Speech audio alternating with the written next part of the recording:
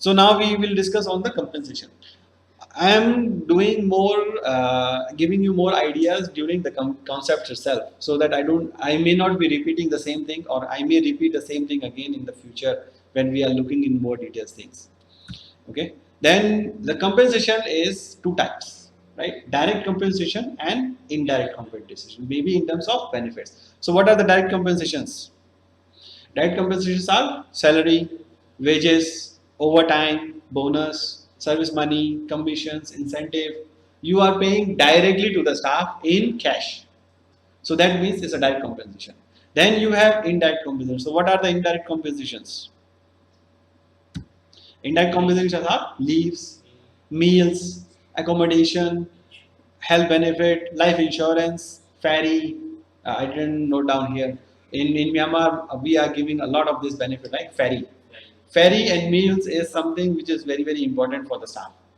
Now, in the future, we will be looking at how we are going to manage the cost by using the indirect compensation instead of increasing the direct compensation.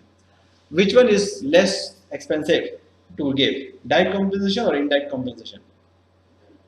Indirect, right? Because you can control the cost in your hands. Yeah. But for the staff, the value of meals is much higher. If you provide a value, if you provide a meal to the staff, which in the market it can cost 4,000 because it's a market, you may be spending only 1,000 on this. So for cost for you is 1,000. Cost for the staff, value for the staff is 4,000, right?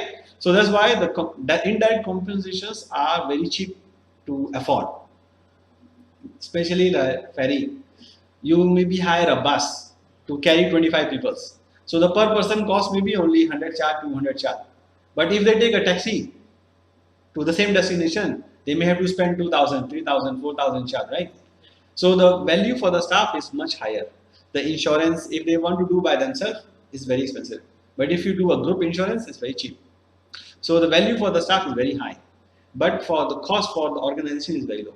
For the salary and wages is the same. You give $10,000 or $1,000 to the staff also get $1,000 only. They don't get anything extra, right? But cost for you is also the same. So our aim is to maximize the indirect compensation, reduce the direct compensation. But the staff mentality is different. Some people they value the indirect compensation. Some people they prefer the direct compensations, right? So we have to understand the psychology of each and every people. Then you have deferred compensation. Deferred compensation means you are not giving it now. You will give them in future, which means maybe your retirement fund, pension fund. So these contribution compensation you are not giving it in current time. You are giving them in the future time. Maybe once they retire, once they die, once they reach a certain age, then only they will get this benefit. Maybe like for example leaves. If the person joined your organization, you are giving only 10-day leave. But for every 2 year completed, you may be giving them another 2 years. So by the time employee reach 20 years of service in the organization, he may get 20 leave. But that's a deferred benefit. He will not get benefit now. He will get the benefit in future. But you are telling them the benefit now already, that you may get up to 20 leaves, but you are not giving them, right? So the staff will, when the staff will compare the benefit with another organization, say, okay, this organization is giving me 10 leave, this organization is giving me 20.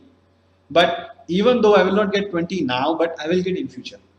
But there is no policy in this organization. So this is how you can make a differentiation. Okay.